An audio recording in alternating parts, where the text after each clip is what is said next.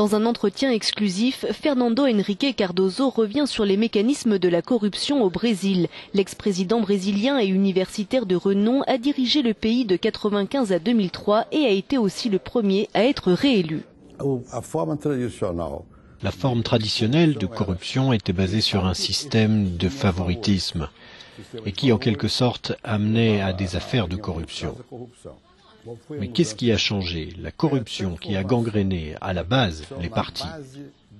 Et de quelle manière? Il y a des entreprises publiques qui signent des contrats avec des entreprises privées. Ces contrats sont surévalués. Et cet argent transite par les entreprises privées et va dans les caisses des partis politiques.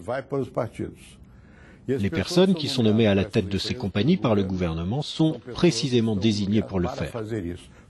Un autre système de corruption s'est donc formé plus récemment avec d'autres méthodes. Mais ce n'est pas propre au Brésil. Non, ce n'est pas propre au Brésil et il n'en a pas toujours été ainsi. Il s'est développé au fil du temps.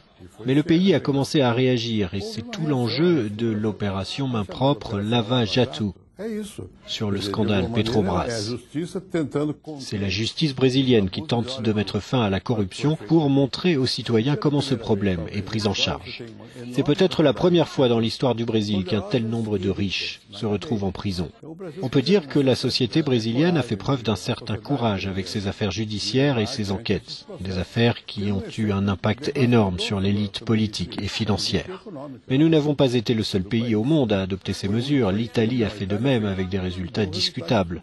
L'autre jour, j'ai dit pour plaisanter qu'être président était un travail dangereux parce qu'on peut finir en prison. Avant, les choses étaient différentes. Mais aujourd'hui, combien d'anciens présidents latino-américains sont en prison? Beaucoup d'entre eux.